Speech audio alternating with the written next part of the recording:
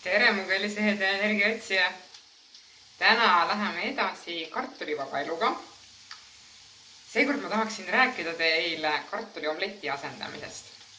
Kartuliomlett võib-olla ei ole nüüd eestlase toidulaual selline kõige tavalisem omleti vorm, aga minu jaoks oli kartuliomleti näol tegemist selle kartulist valmistatud toiduga, millest mul oli kõige raskem loobuda. See oli lihtsalt võrratult hea hommikusöök, eriti nädalavahetusel valmistada. Aga kuidas siis ma leidsin sellele lahenduse? Kartul sai selles retseptis asendatud lillkapsaga. Lillkapsa ma olen teile juba siin valmis teinud.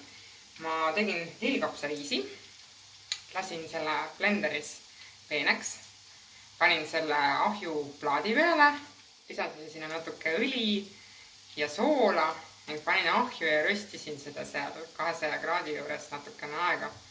Sest minu meelest lillkapsast kõige parema roa saab siis, kui teda ahjus röstiti. See on lihtsalt võrratu, ma võiks seda praegu siin niisama ära süüa, enne kui ta üldse omletini jõuab. Aga vaatame, mis siia omleti sisse veel läheb. Praegu panni peale ma panin või siis kraadima sibulat. Sibulaid mina kasutan hästi palju. Siia sisse läks üks punane sibul, selline väiksemat sorti, ja üks šalottsibul. Tavaliselt ma kasutangi vähemalt 3 erinevat sorti sibulat, kui ma süüa teen.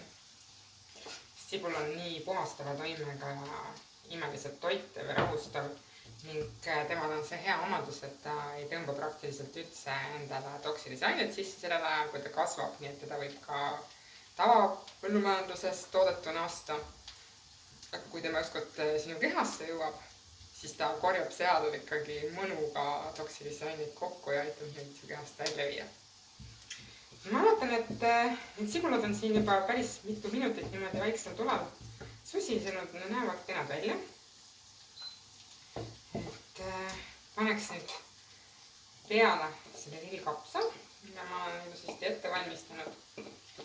See on ka niisugune siis nädalavahetuse roog pigem, et see ahjus röstimine võtab aega.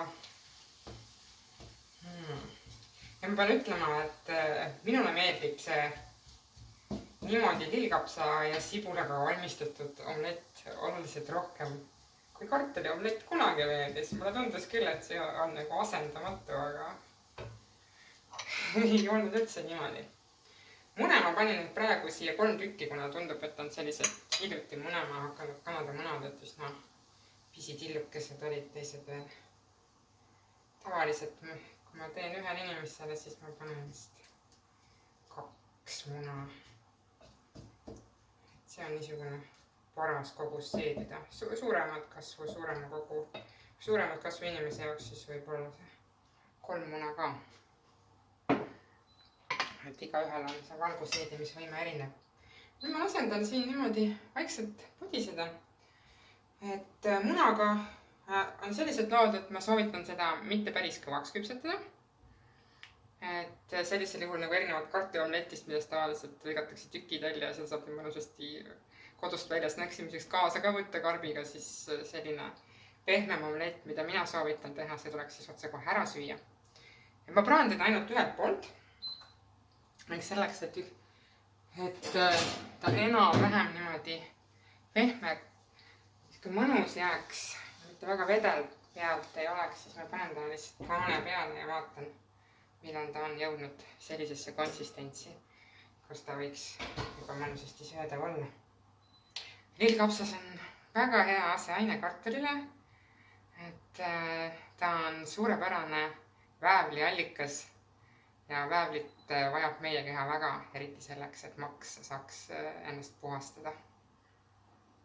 Ja lisaks sellele on lillkapsas ka ju väga lihtsasti seeditav. Ma loodan, et sulle ka meeldib see roog. Soovin sulle head isu ja head katsetamist. Kohtumiseni!